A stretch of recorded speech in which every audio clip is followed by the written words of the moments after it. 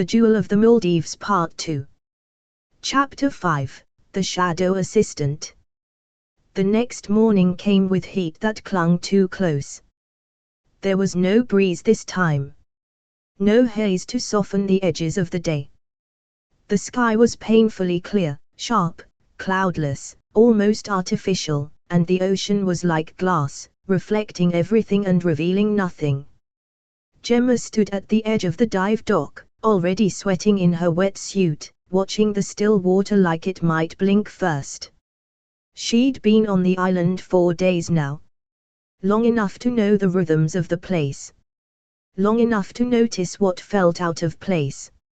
And Elise had started to feel very, very out of place. She arrived like a gust of cold air, dressed, as always, in crisp black slacks and a sleeveless white blouse that didn't wrinkle, didn't cling. Her hair was pinned back so tight it looked like it hurt. She didn't smile. She rarely blinked. And she was everywhere. She wasn't just an assistant, not in the usual sense. She didn't take calls, she didn't carry clipboards. She didn't ask questions or confirm plans. Instead, she observed. Quietly. From just far enough away to act invisible, but close enough to never miss a single word. She was on the dock when Gemma arrived. Again. "You're late," Elise said, checking her watch without looking up. Gemma bit back a sharp reply. It was 6:58 a.m. Roman hadn't even shown up yet. "I thought we started at 7," she said, calmly. "Mr. Gray prefers punctuality. You'll find he notices those things." Gemma let her silence stretch. Elise tilted her head slightly, that neutral expression settling over her features like a second skin. "You don't look like the kind of woman who spends a lot of time around people like Roman," she said lightly, as if making conversation. Gemma narrowed her eyes. "And you do?" Elise's smile was small and practiced. "I know how to stay useful. That's the key." Before Gemma could answer, footsteps echoed down the dock.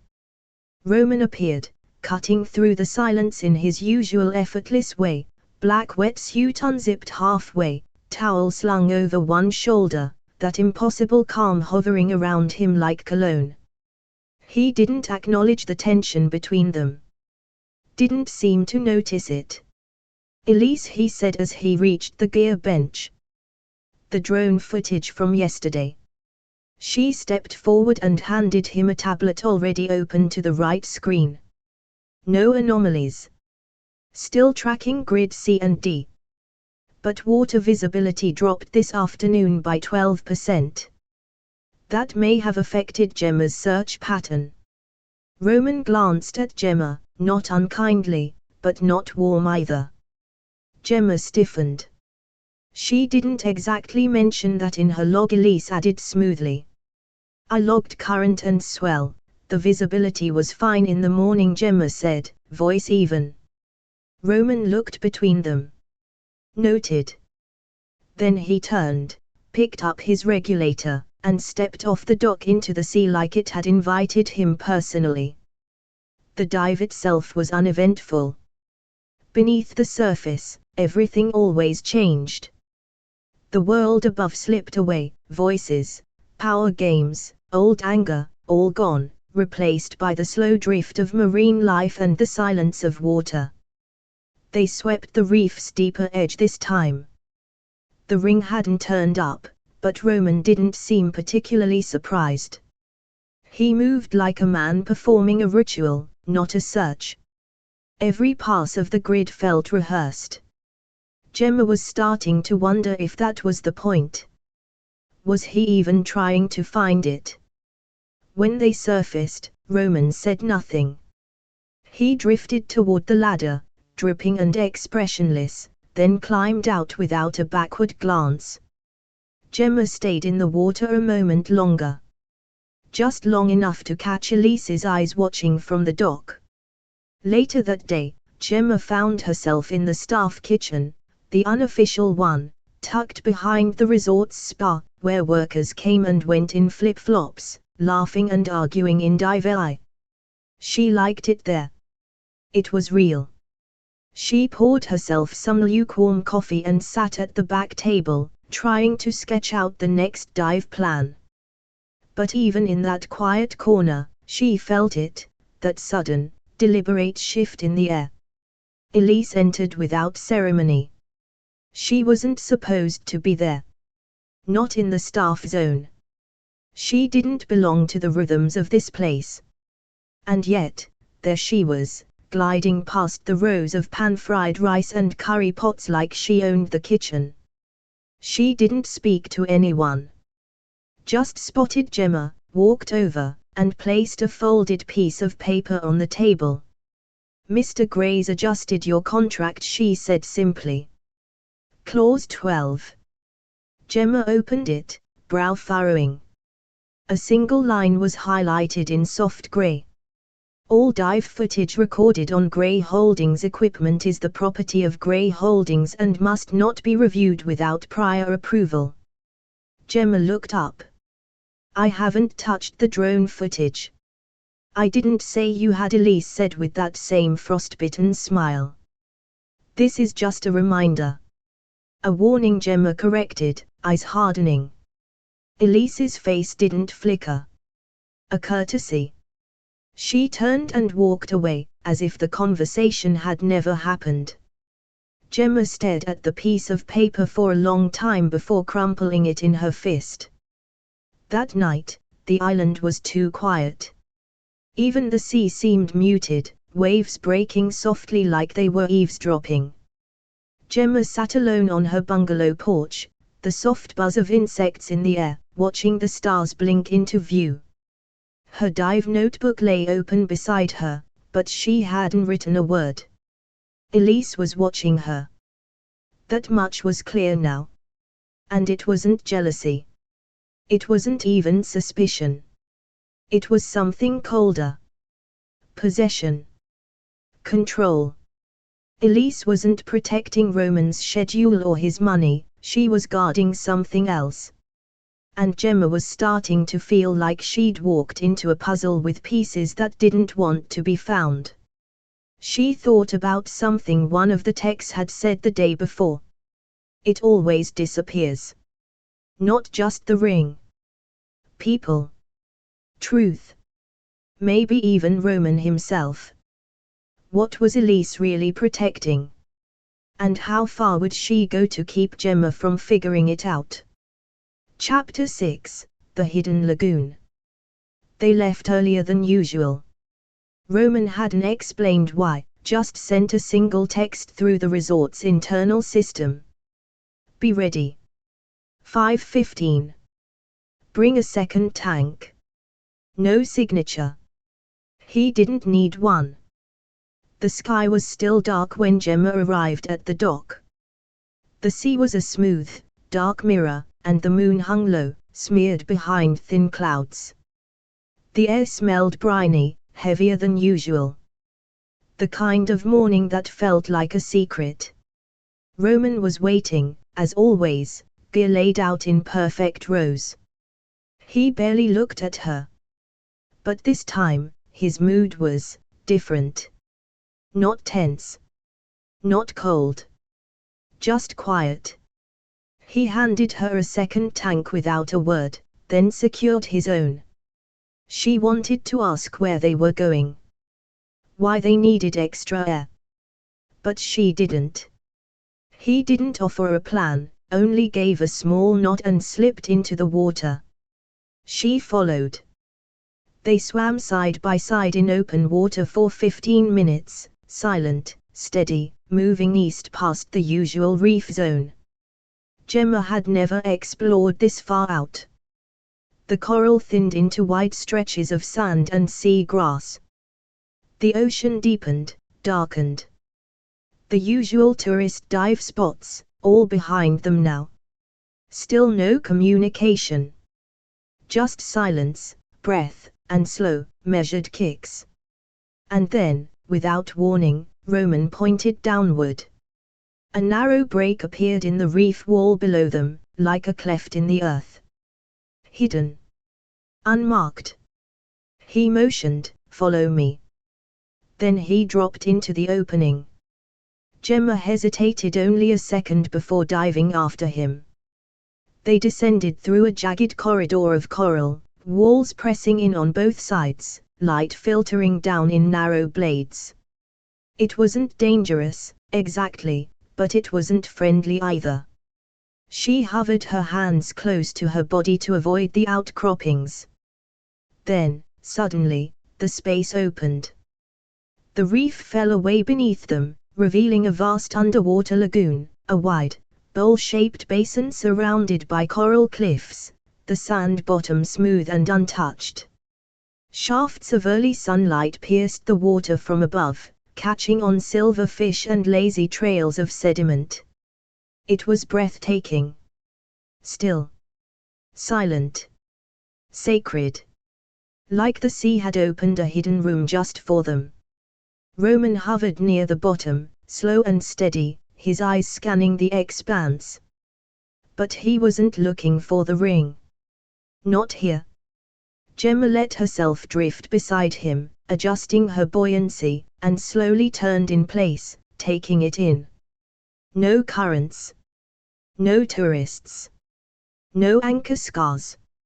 No sound. Just peace. She tapped her fingers on her slate and wrote. "You knew about this?" He nodded once. Then added something to his own slate. "I come here when I don't want to be found." Her eyes flicked to his. She expected arrogance. Bravado. A smirk. Instead, his gaze was calm. Honest. Exposed, in a way she hadn't seen before. He wasn't performing. He was just here. A moment passed. A long one. They floated in place, barely moving, suspended between water and light. Gemma scribbled something else. No dive logs. No GPS tag. Roman looked at her and gave a small shake of his head. No one else knew about this spot. And he'd just brought her here. She felt it then, that flicker of shift. Small, quiet, but real. Not flirtation. Not yet. Something earlier than that. A loosening. Trust, maybe. Or curiosity. He gestured for her to follow again and swam toward the far wall of the lagoon. The coral here was older, denser. Schools of powder blue tangs swirled between sponges and fan coral.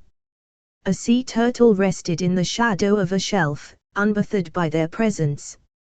Roman pointed to a cluster of coral shaped like a dome, intricate, almost architectural. Gemma recognized it immediately, brain coral. One of the oldest living organisms on the reef. Some were centuries old. He reached out, gliding one hand just above the surface, respectful, careful, not touching. She watched his eyes.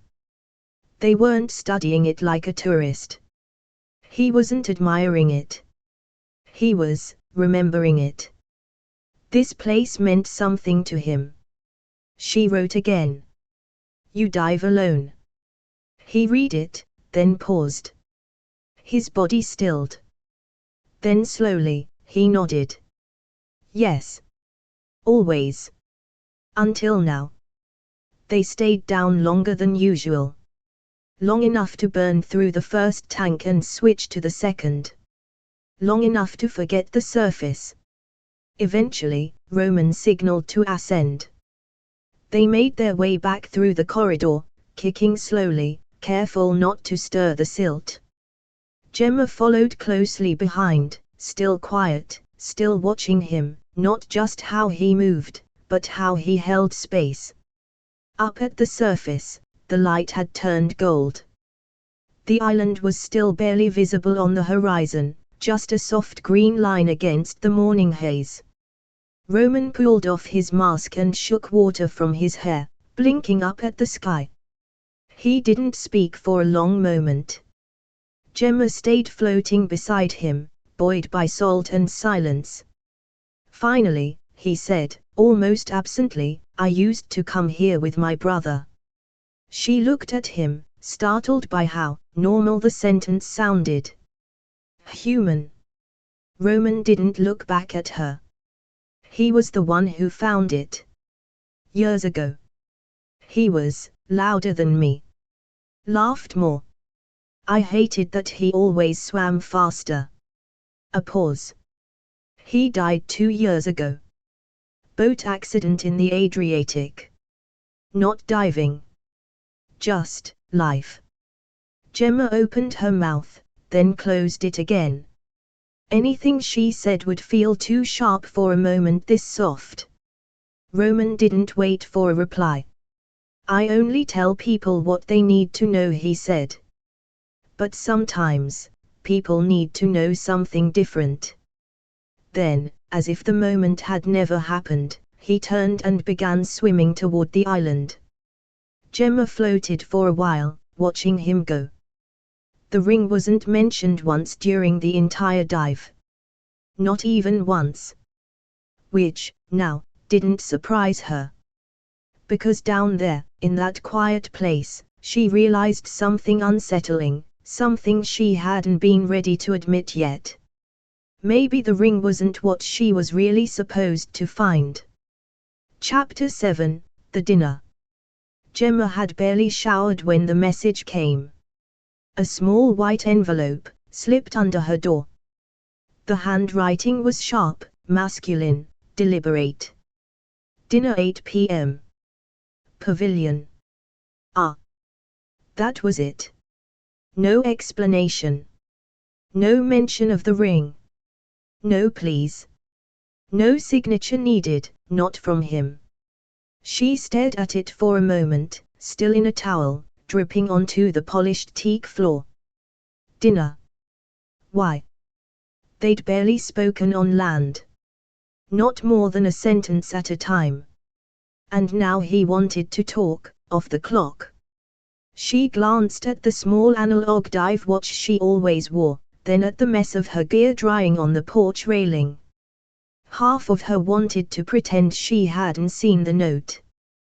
The other half was already deciding what to wear. The pavilion was one of the island's lesser-known secrets. Tucked behind a curtain of sea palms and half hidden by manicured jungle, it was an open-air structure built from dark wood and driftwood stone, simple but stunning. No walls. Just gauzy curtains fluttering in the breeze, the clink of cutlery, and the low hum of waves curling against the rocks below. Gemma arrived just before 8. She wore a black sundress, nothing fancy, just clean, low-key, unfussy, and her usual dive watch. Hair still damp from the shower. No makeup, just a little lip balm and stubborn confidence. She didn't know what she expected when she walked in. But she didn't expect him like this. Roman was already seated at a two-top table, linen shirt unbuttoned at the collar, sleeves rolled up, dark trousers, barefoot again. His expression unreadable, as usual, but when he saw her, something in his eyes clicked. Not surprised. Not indifferent. More like approval. Quiet. Unspoken. You came, he said. Gemma raised an eyebrow, slipping into the chair across from him.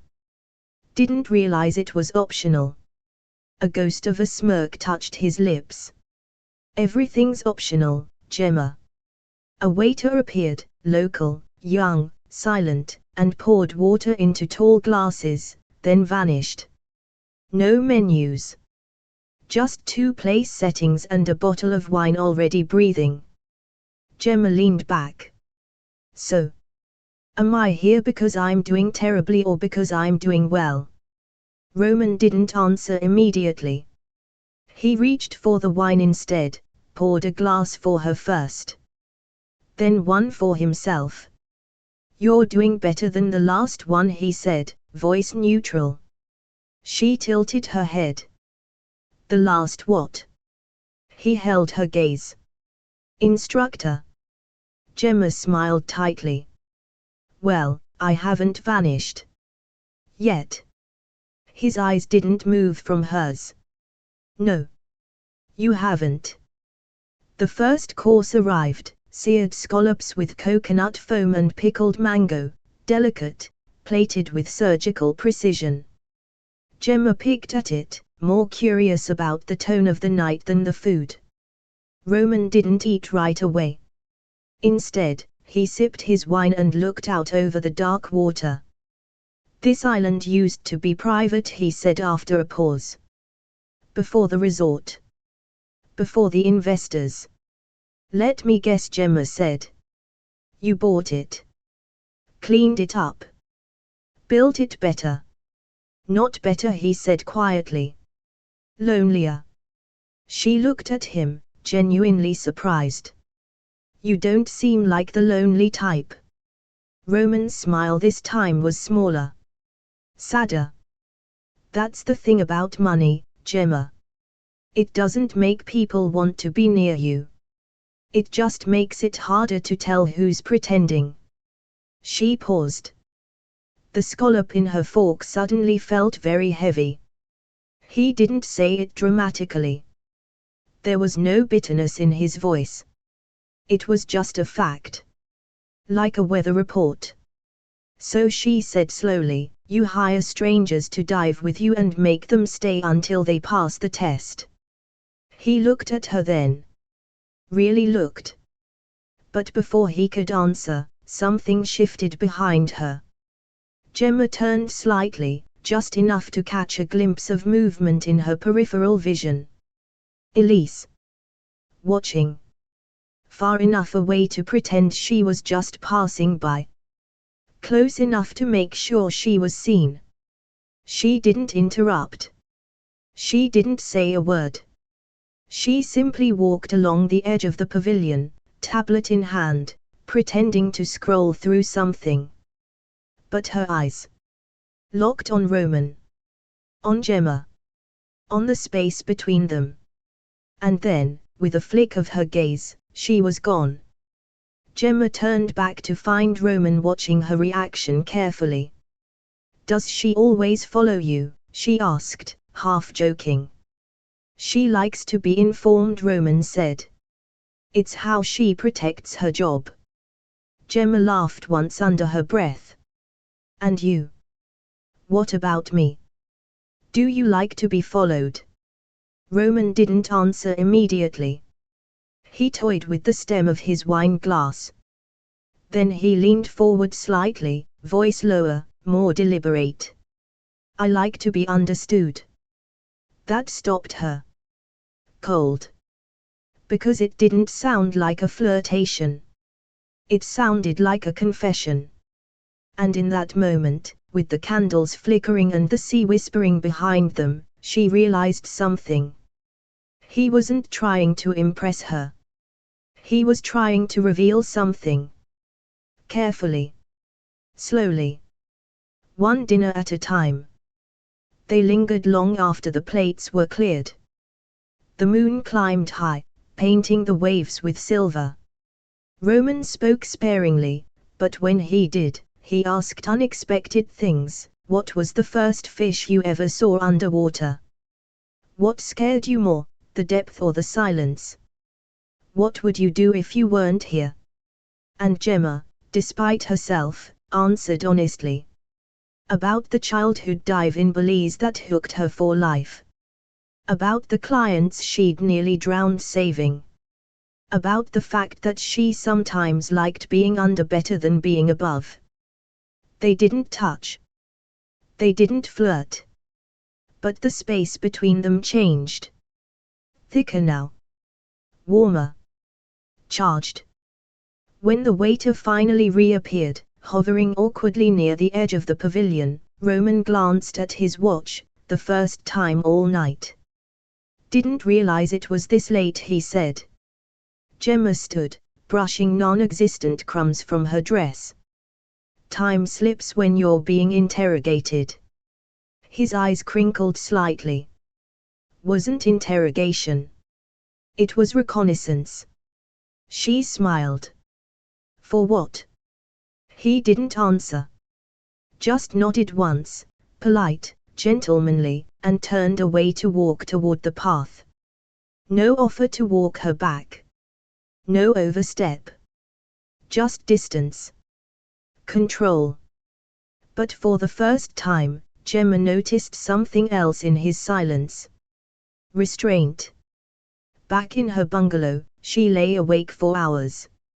Not because of what was said, but because of what wasn't. And across the island, in the staff wing, Elise stared at the security feed from the pavilion. Watching. Rewinding. Watching again. The assistant wasn't smiling. She had just realized something dangerous. Roman Gray was starting to like her. Thanks for listening to Billionaire Romance Stories, where love meets luxury in the most unexpected places. If you enjoyed this story, make sure to like, subscribe, and drop a comment. We love hearing your favorite twists and favorite theories. And don't forget to ring that bell, because in this world of yachts, secrets, and luxurious romance, the next story is always one click away.